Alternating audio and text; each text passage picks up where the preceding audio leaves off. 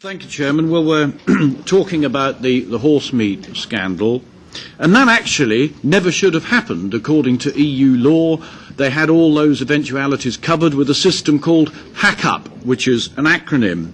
And Tesco, a large supermarket chain in the United Kingdom, believed and trusted HACCP, and they found that they were severely let down by it, inasmuch as they were selling horse meat which was labelled as beef.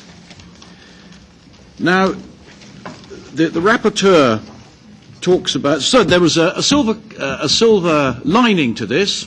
Tesco now say they will buy all their beef from either United Kingdom or Ireland, so that did actually help us in the long term.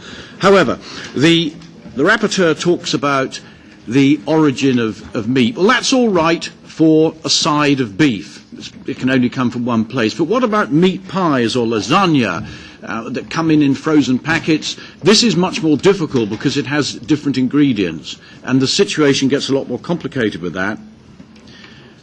We feel in the United Kingdom, as far as food safety goes, we've had our crises. We can't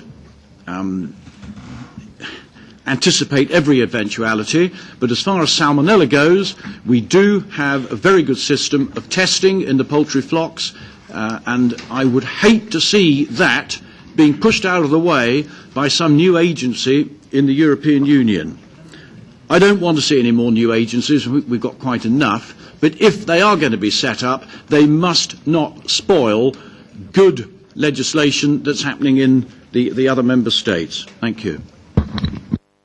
This new crisis started in January 2013, and the Irish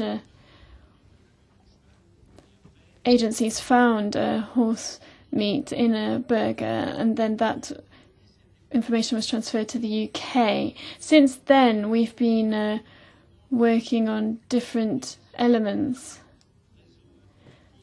First of all, we want to set up an IT network in order to replace the RASFF, the Rapid Alert System, the Rapid Alert System for Food and Feed. Now that has been in existence for 35 years now, and it needs to be used. That's why it exists. It needs to be used for serious risks to human consumption, and also for cases of fraud. Sometimes there is fraud that has a serious impact on human health, but certain frauds cases don't have such an impact, as was the case for the horse meat.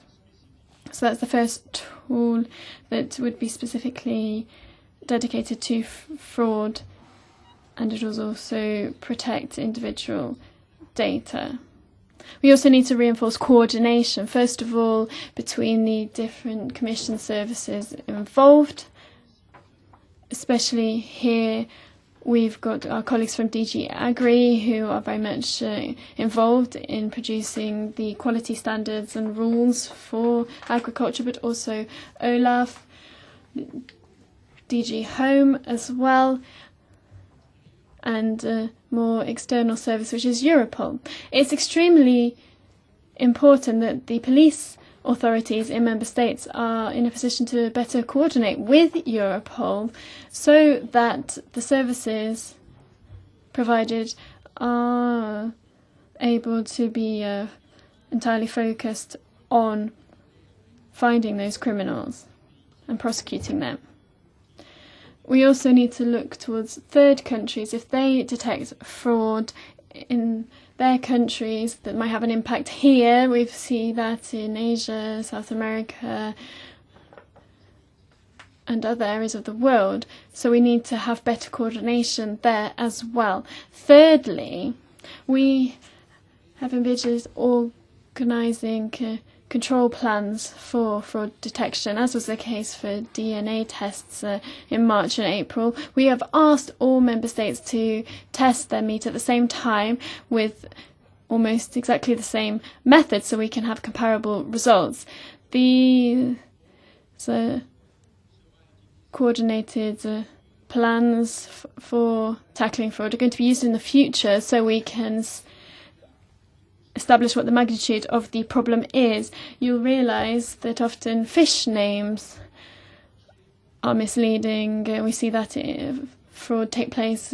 We see that in supermarkets. We also see wine and alcohol fraud. We've seen a case in the Czech Republic recently, also fraud for oil, such as olive oil. There's honey fraud, and we see fraud with meat as well. We can see that all food sectors, unfortunately, are victims of this fraud.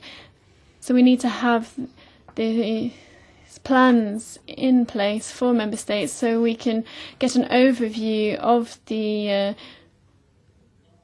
density of fraud in sectors and to really understand the extent of the problem.